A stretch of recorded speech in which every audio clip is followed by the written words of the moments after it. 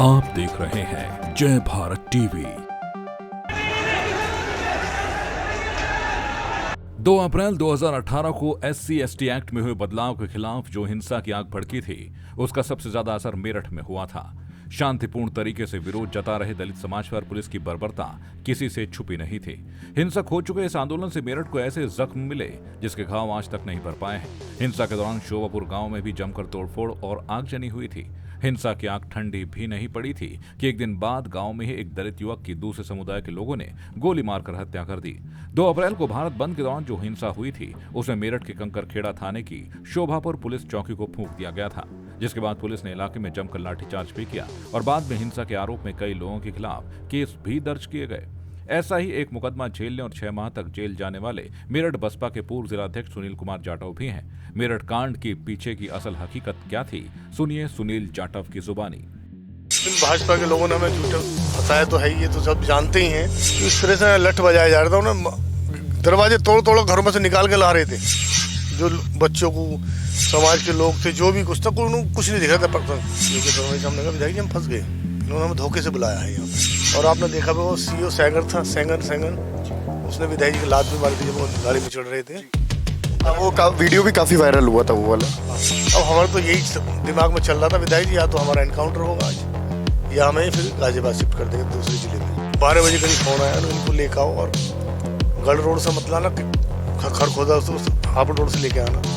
फिर भी हमारे दिमाग में यही चल रहा था, भाई हो सके अब रात में एनकाउंटर करें हम लोग। दिमाग में तो टेंशन तो थी। नमस्कार, मेरा नाम है नितिन गुप्ता। आप देख रहे हैं जय भारत टीवी।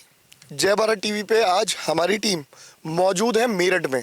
मेरठ वो इलाका है जो बड़ी बड़ी लड़ाइयों के लिए जाना जाता है और लोग क्रांतिकारी हैं। और मेरी आवाज़ में भी कहीं ना कहीं आप दम देख रहे होंगे। मेरी आवाज़ में दम इसलिए है क्योंकि मैं मेरठ की धरती पे हूँ, मेरठ का पानी पिया है। और जन्मभूमि की बात करें तो जन्मभूमि मेरी मेरठ है।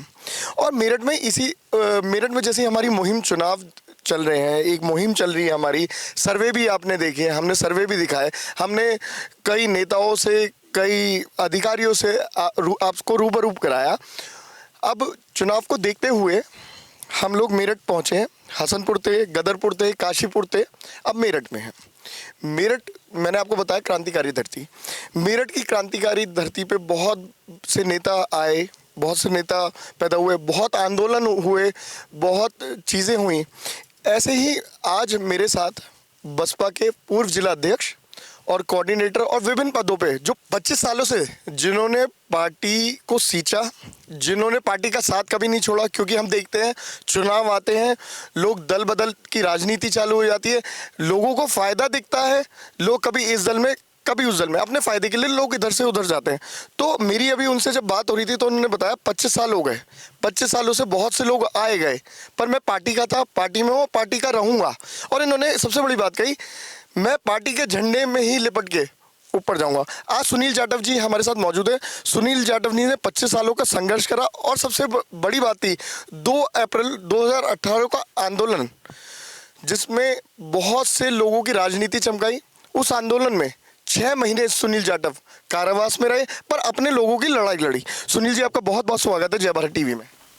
धन्यवाद आप लोगों का, जय भारत टीवी वालों का बहुत बहुत मैं धन्यवाद करता हूँ। सुनील जी, जैसे मतलब ये आंदोलन था 2 अप्रैल का, अच्छा 25 साल आपने पार्टी को दिए, वो कितना कष्टदायक था? क्योंकि आपका परिवार, आपसे जुड़े लोग बहुत परेशान हुए और 6 महीने का समय आपने कारावास में काटा। हाँ, वो 2 अप्रैल का जो मामला हुआ था, जो 6 महीने हमने काटे हैं कारावास में, कि दुखद तो है ही। देखो, हमें जो कभी सोचा भी नहीं था, हमारे जो बच्चे थे, परिवार था, रोज़ उनकी जो छुट्टियाँ चलती थी, गर्मी की छुट्टी होती हैं स्कूल के बाद में, तो वो पूरा उन्होंने 6 महीने मेरे मिलाई में ही काटे। बच्चों ने भी दुख तो होता था, पीड़ा तो होती थी। और इन भाजपा के लोगों ने हमें झूठे फंसाया तो है, ये तो सब जानते ही हैं कि ऐसा कुछ था ही नहीं मामला हमारा कि कहीं भी ऐसा कुछ हुआ हो या हमने कराया हो। हम लोग जहाँ भी रहे हैं, जहाँ भी गए थे, उस दिन जो आदेश आते रहे हमारे को, मिलते रहिए SSP और DM साहब के कि वहाँ चले जाओ, उधर चले जाओ। मैं आपको शुरू से ही बताना चाहता हूँ कि सुबह से ही क्या हुआ था, शुरुआत हुई कैसे थी। क्योंकि अब तक ये बात कभी सामने नहीं आई। आपके द्वारा मैं चाहूंगा हमारे चैनल के माध्यम से आप बताइए हुआ क्या था एग्जैक्ट। उस दिन हुआ क्या था, हमें आदेश तो था नहीं ऊपर से आदरणीय बहन जी के यहाँ से कि आंदोलन में जाना है। तो अपने जिलाध्यक्ष जो थे हमारे मेरठ के मोहित जाटव और एक दिनेश थे, दिनेश काजीपुर, तो वो घर पे ही आ गए थे मेरे पास सुबह मॉर्निंग में। तो हम वहीं बैठे बातचीत कर रहे थे, वहीं नाश्ता वास्ता कर रहे थे। भाई हमें जाना तो कहीं था ही नहीं। फिर हमारा एक काम था, वो अपना जो ताराचंद शास्त्री जी हैं उनके स्कूल में 2 बच्चों का एडमिशन होना था, हम वहाँ चल दिए। फिर जैसे पार्टी कार्यालय रोड पे हम पहुँचे तो एकदम फ़ोन आ गया ऊपर से कोऑर्डिनेटरों का कि आप लोगों को धरने पे जाना है और झंडे वंडे लेके जाना है। हम फिर पार्टी कार्यालय पहुँचे उधर से, वहाँ कोई हमें मिले नहीं, सब लोग पहुँच गए थे। फिर उसके बाद में हमने जिलाध्यक्ष का एक काम करो अध्यक्ष जी, आप विधायक जी को फ़ोन करो, योगेश वर्मा जी को, उनसे पूछो वो कहाँ पे हैं। तो उनसे बातचीत हुई तो वो यूनिवर्सिटी रोड पे थे। वो उन्होंने कहा कि मैं पहुँच रहा हूँ कैलाश स्टेडियम के पास में, आप उधर ही आ जाओ। तो हम उधर पहुँचे। जैसे हम वहाँ पहुँचे हमें कोई दिखाई दिया नहीं, तो हम सीधे धीरे धीरे धरना स्थल की तरफ को चल दिए। जैसे वहाँ पहुँचे उसके बाद में वहाँ एकदम उत्साह जगह लोगों में कि पार्टी के लोग आ गए हैं, जिलाध्यक्ष आ गए, कोऑर्डिनेटर वगैरह आ गए हैं। तो और उन्हें खुशी, मतलब उनको बहुत अच्छी उत्साहित हुए वो लोग, उनका जोश और बढ़ा और नारेबाजी वगैरह और तेज हुई। इतनी देर में, थोड़ी देर बाद में ही वहाँ पर कलेक्ट्रेट का जो हमारा गेट था बाबा साहब मूर्ति के सामने वाला, उधर से कुछ पथराव वगैरह शुरू होने लगे। पथराव शुरू हुए, उसके बाद में गोलियां भी चली। हमने विधायक जी कहा, विधायक जी तुम समापन करो इसको धरने को और फटाफट ज्ञापन देते हैं और चल दें यहाँ से। हमने फटाफट आंगन फागन में उसको वहीं समापन किया धरने को। डीएम साहब के जो भी प्रतिनिधि आए थे ज्ञापन लेना, उन्होंने ज्ञापन दे के हम लोग निकल लिए थे। हम जाके उसके बाद में पहुँच गए, विधायक जी के घर पहुँच गए थे पल्लवपुरम। तो वहाँ बैठे थे, चाय वाय पी रहे थे, तो फ़ोन आया फिर डीएम साहब का जिलाध्यक्ष जी के फ़ोन पे, अध्यक्ष जी कहाँ हो ना, विधायक जी कहाँ बैठे हैं। तो विधायक जी ने बात कराओ विधायक से, तो विधायक से बात कराई। तो डीएम साहब ने कहा एक बार विधायक जी उधर जाकर देख लीजिए कचहरी की तरफ, क्योंकि छोटे बच्चों की छुट्टी होने जा रही है स्कूलों की, कोई मामला ना हो जाए और दोबारा कोई कहीं दंगा ना हो जाए। हमने सोची चलो कोई बात नहीं, डीएम साहब का आदेश है, चलो चलते हैं। हम लोग फिर आए कचहरी से पार्टी कार्यालय रोड के होते हुए हम गेस्ट हाउस की तरफ मुड़ गए उधर से। जैसे गेस्ट हाउस से मुड़े तो हमने उनको डीएम साहब को फ़ोन करके बताए थे सारी चीज़ कि यहाँ सब शांति है, सब लोग चले गए हैं, कुछ नहीं है, हम सब घूम आए शहर में। तो फिर डीएम साहब ने हमसे ये कहा कि विधायक जी आप घर तो जा ही रहे हैं, एक काम कीजिए, आप जो कंखेड़े की तरफ होते हुए निकल जाइए, वहाँ थोड़ा सा शांत नहीं हो रहा मामला, वहाँ ज़रा जोश है लोगों में। ये बात किसने कही? डीएम ने हमसे कहा। डीएम उस टाइम कौन? डीएम थे उस टाइम अनिल क्या, हाँ ऐसी थे कुछ नाम। तो उन्होंने कहा कि उधर कंखेड़े होते हुए आप निकल जाना घर की तरफ को। जैसे हम कंखेड़े पहुँचे अम्बेडकर के द्वार के अंदर, तो उस सामने से कार्यकर्ताओं की मूसलाधार जैसे बारिश पड़ती है इस तरह से पथराव चल रहा था बहुत तगड़ा। इधर प्रशासन खड़ा ही था राइट साइड, जिधर से हम घुसे थे हमारी साइड से। तो फिर हमने आगे जाके प्रशासन को पीछे करा, मगर आक्रोश है कार्यकर्ताओं में, इस समाज के लोगों में, 2 अप्रैल को लेके आप पीछे हो जाओ, हम इनको शांत करेंगे।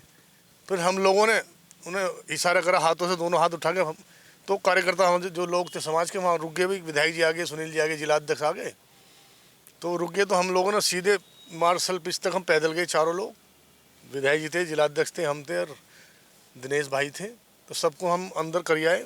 हमने उनको समझाया भाई ठीक नहीं है, भाजपा की सरकार चल रही है, कुछ भी हो सकता है, हमें जेल भी भेज सकते हैं, लठ मुकदमे भी हो सकते हैं हम लोगों पर, मामला ठीक नहीं है ये। तो सब लोग शांत होकर अंदर बैठ के, अब जैसे उधर से हम वापस आ रहे थे तो राइट हैंड पर लास्ट की गली थी, जो पहली गली थी, इधर से जब जा रहे थे शुरू होती थी, उधर से आए तो राइट में गली थी, तो उसमें प्रशासन अंदर भरा पड़ा था पूरा, और बहुत तबीयत से लठ बजा रहे थे लोग। मतलब आपका कहना है पहली तरीके से प्री प्लान था सब जो हुआ? हाँ, कि इस तरह से लठ बजाया जा रहा था, उन्हें दरवाजे तोड़ घरों में से निकाल के ला रहे थे, जो बच्चों को, समाज के लोग थे, जो भी कुछ था, कुछ नहीं दिख रहा था। फिर जैसे हम आए, हमने एडीएम से बात करी, भाई एडीएम साहब ये तो ठीक नहीं हो रहा, हम सब लोग को शांत करें, सब लोग अंदर अपने घरों में बैठ गए, तो आप ये ठीक नहीं कर रहे। तो एडीएम ने कहा कि ठीक है, जो हमें करना हमें पता है, हमें क्या करना, आप जाइए। हमने विधायक जी, विधायक जी इनके तेवर चेंज हैं, निकल लो यहाँ से। फिर हम वहाँ से चले गए, फिर विधायक जी घर चले गए। हाजी याकूब भी थे साथ में? नहीं, याकूब नहीं थे। फिर उसके बाद में हम 3-1 बजे की बात थी, 3 बजे का टाइम था लगभग। तो COLIU का फ़ोन आता हमारे पास, जिलाध्यक्ष के पास, आया अध्यक्ष जी के पास हमारे, कि COLIU बोल रहा हूँ मैं। अध्यक्ष जी कहाँ पर हो? हम विधायक जी के यहाँ बैठे हैं, DM साहब और कप्तान साहब आपको बुला रहे हैं, कंखेड़े थाने आ जाइए आप। हम कंखेड़े थाने गए। हमने ये सोचा पहले कि ये जो पथराव हो रहा था या कचहरी के गेट पे जब धरना चल रहा था, तो एक लड़का था अंकुर, छोटे हसनपुर का, उसको गोली लगी थी, तो वो एक्सपायर कर गया था। हमने उसमें रखवा रखा था, उसमें कैजुअलिटी हुई थी उसमें? लड़के को गोली लगी तो एक्सपायर हो गया था, छोटे हसनपुर का लड़का था अंकुर। तो हमने सोची वो बच्चा एक्सपायर हुआ, इसलिए DM साहब वगैरह बुला रहे होंगे, और चलो हो जाते हैं। क्योंकि हमने उस पर वेंटिलेटर पर रखवा रखा था, जिससे कि पब्लिक में आक्रोश नहीं बढ़े, जिससे कि रहे भी अभी ठीक है। बढ़ तो गया था सुबह के टाइम ही बच्चा। उसके बाद में हम वहाँ पहुँचे। मतलब आप कहीं ना कहीं ये चाहते थे कि अगर माहौल खराब भी हो तो आप संभाल लेते, पीछे से आप संभाल लेते बैकडोर से। यही था हमारा मकसद कि कोई दंगा बढ़े नहीं, इसको संभाले जाए, क्योंकि नुकसान ही होगा समाज का भी। उसके बाद में जब हम थाने आए, थाने के सामने, थाने पे कोई था ही नहीं, तो हमने फ़ोन लगाया फिर COLIU को। थाने के सामने आगे वो थोड़ा चल गई, तो COLIU ने कहा कि ठीक है 2 मिनट में आ रहे हैं विधायक जी। हम वो फाजिलपुर से आ रहे थे, अंदर से निकल के, कंखेड़े के अंदर की तरफ से जैसे वो निकले, तो हम लोग भी फिर पीछे पीछे चल दिए। आगे में कप्तान साहब आगे, DM साहब आगे, हम उनके पीछे पीछे चल दिए। उसके बाद में कप्तान साहब अंदर से आ रहे थे, बाहर को बुलेट प्रूफ जैकेट उन्होंने पहन रखी थी और डंडा था उनके हाथ में। हमने उतर के दुआ सलाम हुई, तो उन्होंने कहा ठीक है अंदर बैठो ले जाके। उन्होंने अपने वहाँ से पुलिस वाले से कहा इनको अंदर बैठाइए। फिर थोड़ा सा अंदर चले तो तुरंत कप्तान साहब ने कहा एक काम करो, इनके मोबाइल वगैरह भी ले लो। हमने कहा, मगर विधायक जी हम फंस गए आज। विधायक जी कौन? योगेश जी से, योगेश वर्मा जी से हमने कहा विधायक जी हम फंस गए, इन्होंने हमें धोखे से बुलाया है यहाँ पे। उसके बाद में फिर ये बाहर आए, तो स्टाफ वगैरह जो बाहर था, विधायक जी का स्टाफ वगैरह, ड्राइवर गनर जो भी थे, उन सबको बाहर से लठ बजाते हुए अंदर लाए और बुरी तरह अंदर थाने में ला कर भी पिटाई करी सारे स्टाफ की। उसके बाद में फिर ये कप्तान साहब अंदर आए, DM साहब, CO वगैरह थे। फिर अंदर भी बदतमीजी करी हम लोगों के साथ में। हम 4 लोग थे, वो भोपाल चांदना जी, पार्षद जी, दिनेश काजीपुर जी, मैं था और विधायक जी थे। क्योंकि हमारे जिलाध्यक्ष गाड़ी चला रहे थे, वो थोड़ा गाड़ी आगे खड़ी करने के लिए धीरे धीरे आगे से निकले, थाने से आए वो थोड़ा सा, तो गाड़ी खड़ी करके जब आ रहे थे वो बदतमीजी हुई करी थी, लठ बजा रहा था प्रशासन पूरा उन पर। समझ गए थे कि मामला खराब है। जिलाध्यक्ष जी वहाँ से धीरे धीरे साइड होकर निकल गए थे, वो रह गए थे। मतलब इत्तेफाक ये था कि उस दिन हम चारों ने ही वाइट कपड़े पहन रखे थे, और जिलाध्यक्ष भी हमारे उसमें थे जीन्स T-शर्ट में, और नए जिलाध्यक्ष बने तो कम लोग पहचानते थे, युवा भी थे शायद। युवा भी थे। तो इस तरह से वो बच गए थे, नहीं तो वो भी, उनको भी जेल में रहना पड़ता हमारे साथ 6 महीने। उसके बाद फिर इन्होंने, कप्तान ने कहा भाई इनको वहाँ लेके जाओ TP नगर थाने। बड़ी वाली गाड़ी बुलाई इन लोगों ने, और आपने देखा वो CO सैगर था, सेंगर, उसने विधायक जी की लात भी मारी थी जब वो गाड़ी में चढ़ रहे थे। वो वीडियो भी काफ़ी वायरल हुआ था वो वाला। काफ़ी वो गलत है। उसके बाद में ये जो गाड़ी मोड़ दी इन्होंने लाल कुर्ती की तरफ, मैंने कि हो सके लाल कुर्ती जा रहे हो, लाल कुर्ती भी हमारा पार हो गया, मगर सिविल लाइन जा रहे होंगे, सिविल लाइन भी हमारा पार हो गया। उसके बाद में हमने कहा मेडिकल जा रहे होंगे, मेडिकल थाना भी पार हो गया। हमने सोचा या तो किठौर जाएंगे, अब तो ज़िले से बाहर कर देंगे। आग गर्म थी ज़िले में, आक्रोश था कार्यकर्ताओं में। फिर वो किठौर से पहले रास्ता मुड़ता मुंडाली की तरफ को। अब हमारे तो यही दिमाग में चल रहा था विधायक जी, या तो हमारा एनकाउंटर होगा आज, या हमें फिर गाजियाबाद शिफ्ट कर देंगे दूसरे ज़िले में। ये गाड़ी भी तो पलटनी शुरू हो सके, गाड़ी भी पलट सकती है। हाँ, कुछ भी हो सकता था, मन में ये चल रहा था ना, हम बात कर रहे थे आपस में कि उसके बाद में तो मुंडाली थाना आता है बीच में, उन्होंने गाड़ी मुंडाली थाने में बाढ़ दी, तो हम अंदर थाने में बंद कर दिए। फिर CO साहब ने बात करी पहले तो क्या था, जब कोई जाता है, भाई विधायक तो रहे हैं, प्रजेंट पूर्व विधायक हैं, कोऑर्डिनेटर जिलाध्यक्ष वगैरह हैं, तो कोई भी है, इस चीज़ का पता तो था ही सबको जिले में कि इस झूठे केस में फंसाया इन लोगों को, सबको, निर्दोष लोग हैं ये। चाय पानी तो कोई पिला ही देता है। चाय पानी वो पिला रहे थे, तो किसी वहाँ लोकल का मीडिया वाले थे, तो उन्होंने कप्तान को फ़ोन किया कि यहाँ तो मुलजिमों की सेवा चल रही है। तो सीओ साहब के पास जैसे फ़ोन आया था, तो सीओ साहब बाहर आए, उन्होंने बात करी, हमें तुरंत अंदर बैठाया बैरिंग में। तो कप्तान ने कहा कहाँ है मुलजिम, अंदर लॉकर में। तो अंदर तुरंत फ़ोटो भेजे, फिर हमारे फ़ोटो खींच के भेजे गए। फिर रात को हमें करीबन 12 बजे करीब फ़ोन आया ना, इनको लेकर आओ और गढ़ रोड से मत लाना, खरखोदा हापुड़ रोड से लेके आना। फिर भी हमारे दिमाग में यही चल रहा था, भाई हो सके अब रात में एनकाउंटर करें हम लोगों का। दिमाग में मतलब टेंशन तो थी।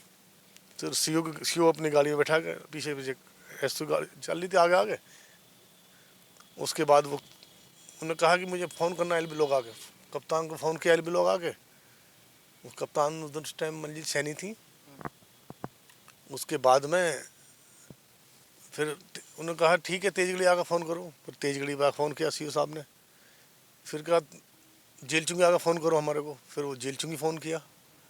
उसके बाद में सीधा इनको वहाँ ले आओ जेल पे।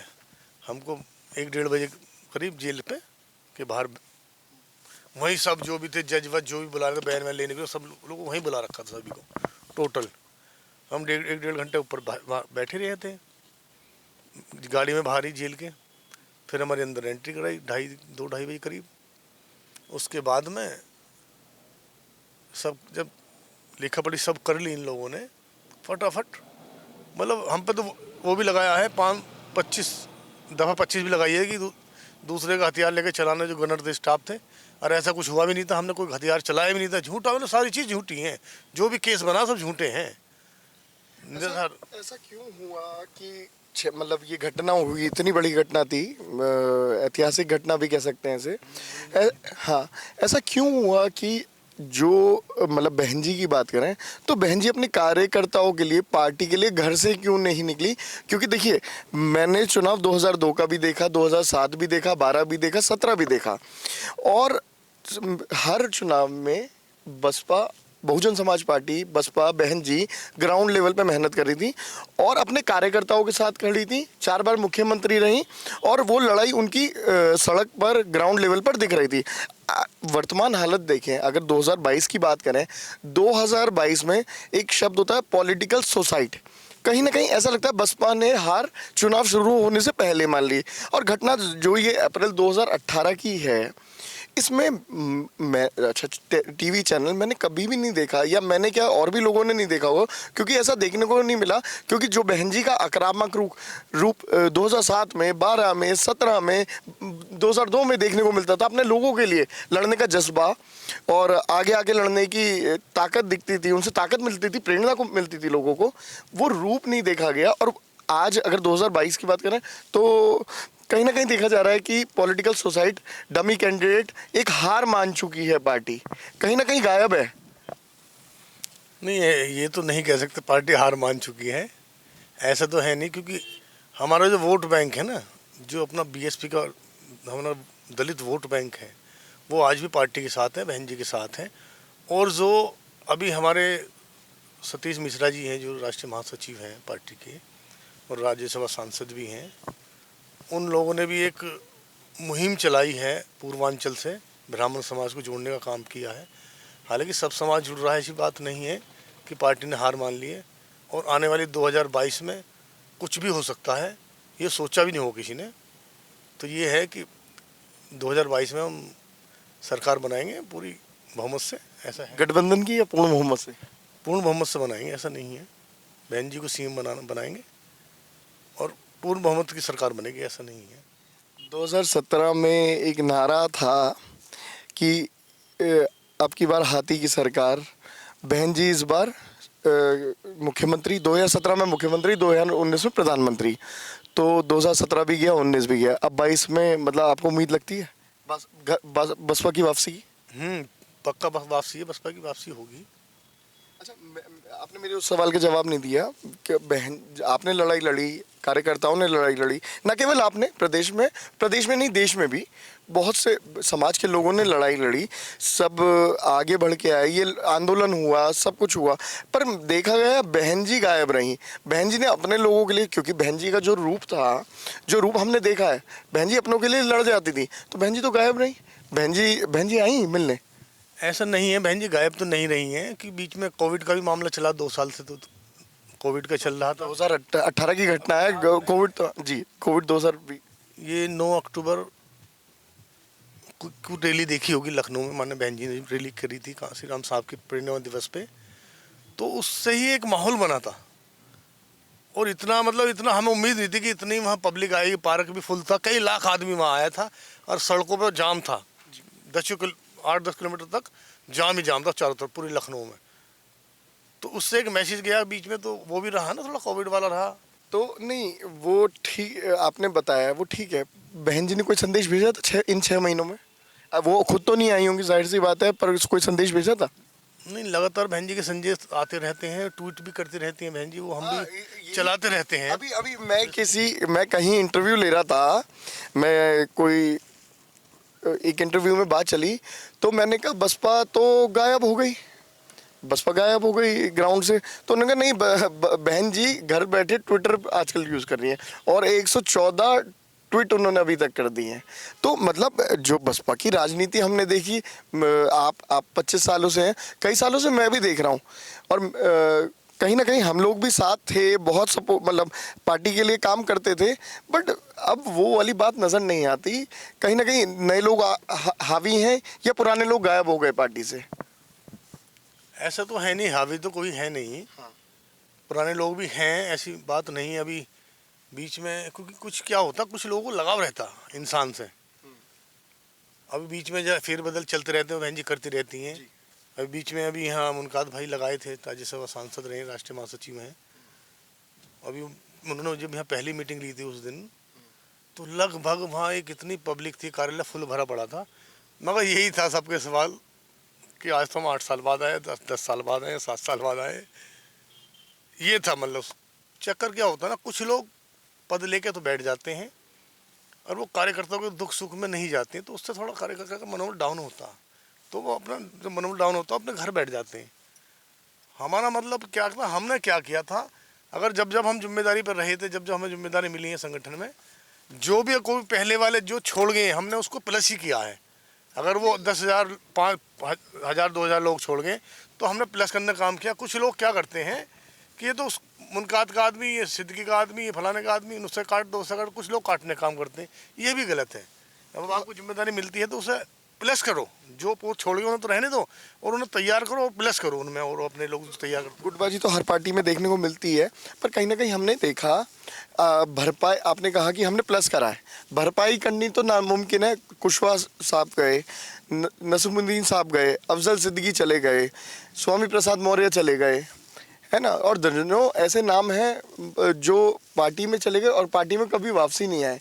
तो कहीं ना कहीं ऊपर अपर लेवल, भाई आप 25 साल से आप भी देखते हो, कहीं ना कहीं अपर लेवल में कहीं ना कहीं तो गड़बड़ है, क्योंकि पैसों का आरोप लगातार लगता रहा, पैसे के प्रेम का आरोप। हालांकि अब इस चीज़ से कोई पार्टी अछूती नहीं है कि वो टिकट देके पैसे ना बांटती हो। हर एक टैग जो शुरू हुआ वो बसपा से लगना शुरू हुआ, तो कहीं ना कहीं उसकी भरपाई आप मानते हो, उसकी भरपाई कर सकते हैं? जो लोग जो मैंने नाम गिनवाए वो राष्ट्रीय नेता थे, और जो लोग गए उनमें से तो किसी की घर वापसी नहीं हो पाई। नहीं, वो तो बात ठीक है आपकी। पार्टी में, सभी पार्टी में कोई ऐसी पार्टी नहीं है। देखो अभी इसकी बात चल रही है, इसी कैंट विधानसभा की मैं बताऊं, एक चर्चा है कि 6 करोड़ में टिकट लेकर आए हैं अमित अग्रवाल जी। हमारा प्रत्याशी को फ्री टिकट हुआ, उसकी कोई चर्चा नहीं, उसे कह रहे हैं कि इसको तो मोटे पैसे देकर आए हैं। नहीं, अमित अग्रवाल जी भाजपा के जो कैंडिडेट है उनकी आप बात कर रहे हैं? हाँ, अभी रूमर चल रही थी, बैठे थे कहीं, करीबन 6 करोड़ में टिकट हुआ है। तो आप बड़ा आरोप लगा रहे हैं। नहीं, ये हकीकत बात है। ये पिछली बार दक्षिण विधानसभा का टिकट था, तो हमारे भाई हैं हरी विधायक जी सोमेंद्र भाई लड़े थे, जीते थे, उनका भी 2 का वो था कि 2 में हुआ है। दक्षिण विधानसभा का? अच्छा। ऐसा नहीं है। तो मतलब कहने का मतलब है टैग तो बसपा पे लगा है पर अछूता कोई नहीं। हाँ, अछूता कोई नहीं, ये बात सही है। बस बीएसपी को बदनाम ज़्यादा किया जाता है, बाकी ऐसा नहीं कुछ चलता तो होगा सर। नहीं। नहीं, ऐसा कुछ नहीं है। इस बार देखो सब कार्यकर्ताओं को इतना सम्मान दिया अभी है। अभी सच्चाई निकली इस बार, मतलब इस बार पहली बार। मतलब अब से पहले क्या हुआ वो तो हमें नहीं पता। इस बार कार्यकर्ताओं को सम्मान मिला है और उनको सबको कोई पैसा नहीं, फ्री में टिकट हुए, कोई पैसा नहीं अच्छा, दिया। दक्षिण विधानसभा पे एक देखा गया, क्योंकि सीनियर लीडर है हाजी याकूब, और चाहे लोकसभा हो विधानसभा उनका परिवार ही है, वो लड़ते आए हैं। दक्षिण विधानसभा पे ऐसा क्या हुआ आखिरी टाइम पे टिकट याकूब परिवार का काट दिया गया? हालांकि टिकट तो उन्हीं का होता, बाद में परिवार के लोगों ने ही मने कर दिए अच्छा, चुनाव लड़ने के लिए। ऐसा कुछ नहीं था, यानी टिकट तो उन्हीं का था, उन्होंने मने कर दिए। उनकी फेसबुक से और सोशल मीडिया से देखा जा रहा था वो तो इच्छुक थे चुनाव लड़ने के। बस लास्ट में आके उन्होंने ही मना कर दी। बहन जी बुलाती नहीं, उन्होंने गए नहीं वो लोग। बहन जी ने काफ़ी खबर भेजी, वो पहुंचे नहीं वो लोग वहाँ। मतलब लड़ाई शुरू होने से पहले हार मान ली क्या? हाँ, उन्होंने बस वो हो गए, साइलेंट हो गए वो लोग। आखिरी सवाल यही लूँगा कि आपने कहा कि बहन जी की वापसी होगी, बसपा आ रही है, तो आखिरी सवाल मेरा यही रहेगा, क्या मतलब आपने 25 साल हो गए, आपने पार्टी के लिए बहुत काम करा, तो क्या आने वाला टाइम आपको आपने कहा बसपा का लगता है, आने वाला टाइम आपको क्या लगता है, या आप भी बसपा की नाव छोड़कर दूसरी नाव में सवार होंगे? नहीं नहीं, ऐसा तो नहीं है। मैं पार्टी में हूँ, पार्टी में रहूँगा, और जब तक सांस रहेगी ना मैं पार्टी में काम करता रहूँगा, और नीले झंडे में ही लिपट के जाऊँगा, अगर जाऊँगा तो पार्टी को छोड़ के। ऐसा नहीं है बिल्कुल भी। आखिरी सवाल मेरा ये है, उन 6 महीनों में जो कारावास का टाइम था, जो संघर्ष का टाइम था, जो लड़ाई आपने अंदर से लड़ी, उसके बाद आप बाहर भी आए, कोई एक ऐसा टाइम, एक ऐसा वक्त आया होगा, एक ऐसा मोमेंट आया होगा कि आपको लगा होगा कि अब सब खत्म हो गया, वो मोमेंट, आखिरी मोमेंट आप समाज के लोगों के लिए आप बताना चाहें कि वो क्या फील हुआ, क्या ऐसी बात हुई जो आपको बड़ा मतलब चुभी होगी, जरूर होगी, कोई ना कोई ठेस मन में होगी, वो आखिरी शब्द, वो आखिरी बात क्या थी? नहीं, ऐसी टेस्ट तो कोई थी नहीं, क्योंकि कोई हमने जेल हम गए हैं तो कोई गलत काम करके तो गए नहीं थे। कि सामाजिक आंदोलन में हम जेल गए थे, ठीक, बट टेस्ट तो कुछ थी नहीं। बस यही परिवार की वो थी मन में, कि कभी सोचा नहीं होगा कि हमारे जो छोटे छोटे बच्चे हैं वो हमारे से मिलाई करने जेल में आ करेंगे। पूरा समय हमारे जेल दिन, हमारा पूरा दिन रोज़ डेली दिन निकलते ही पहुँच जाते थे। हम लोग भी अपना फिर अंदर बैठ के बातचीत करते रहते थे। वैसे ही गुजर गया वो समय। ऐसा कुछ नहीं है मन में। वैसे दिनचर्या क्या रहती है? बस दिनचर्या तो अपना ऐसी थी, सुबह अपना जब मिलाई का टाइम होता था 11 बजे का, 11 से 3 वैसे मिलाई चलती रहती। डेली लोग आते थे, कार्यकर्ता डेली आते थे, डेली पब्लिक आती थी, बहुत पब्लिक आती थी डेली मिलने। उसके बाद में 3 से 4 का टाइम वकीलों का हो जाता था, फिर वकील अपना। उसके बाद में 1-2 घंटे का समय मिलता था अपना कुछ वहाँ, क्योंकि सबको पता ही था फर्जी मुकदमे फंसाएंगे, फर्जी जेल भेजे गए हैं लोग, नेता हैं बेचारे, कार्यकर्ता हैं। फिर अंदर का जो स्टाफ भी था वो भी कुछ लोग हमारे से लगाव भी रखते थे बेचारे। वो 1-2 घंटा हम वैसे अपना क्रिकेट या बैडमिंटन खेल लेते थे अंदर। इस तरह से दिनचर्या रहती दिन की। आखिरी संदेश समाज के लिए, लोगों के लिए, बहुजन, क्योंकि जब आपका ये इंटरव्यू आएगा तो जाहिर सी बात है बसपा बहन जी को चाहने वाले और समाज के लोग, सभी लोग देखेंगे, तो कोई आखिरी मैसेज, कोई संदेश हमारे चैनल के द्वारा आप समाज के लोगों तक पहुंचाना चाहें, कोई संदेश देना चाहें और बहन जी तक भी पहुंचाना चाहें, क्योंकि जाहिर सी बात है जब ये चलेगा तो सभी वर्गों तक, सभी लोगों तक पहुंचेगा। वो मेरा तो यही है, संदेश यही है, क्योंकि आने वाली 2022 में बहन जी को 5 बार मुख्यमंत्री बनाना, हर समाज का जो वोट भी है वो हमें मिल रहा है, हर समाज का हमें सपोर्ट भी मिल रहा है। और ये तो आपने देखा ही था, 2007 से भारत सरकार चली थी, कोई समाज, कोई धर्म, कोई जाति ऐसी नहीं बहन जी ने छोड़ी थी जिसको सम्मान भी नहीं दिया हो। इसलिए वो माहौल ऐसी बनता जा रहा है कि जो 2007 में हम रिपीट हुए थे, दोबारा 2022 में वैसे ही हम रिपीट होने जा रहे हैं। ये हमारा संदेश है। और सभी लोगों से, क्योंकि सभी लोग जो हैं, क्योंकि होता क्या है, कुछ वोटर होते साइलेंट वाले, कुछ रहते हैं खुल के, मगर जो इस चुनाव में जो चल रहा है ना, जो 2007 में चला था, ब्राह्मण समाज की एक लहर चली थी, 2022 वाले चुनाव में भी एक ऐसी लहर चल रही है। और आने वाले 2022 में बहन जी को पूर्ण बहुमत की सरकार बनेगी हमारी, बहन जी 5वीं बार मुख्यमंत्री बनेंगी इस देश की।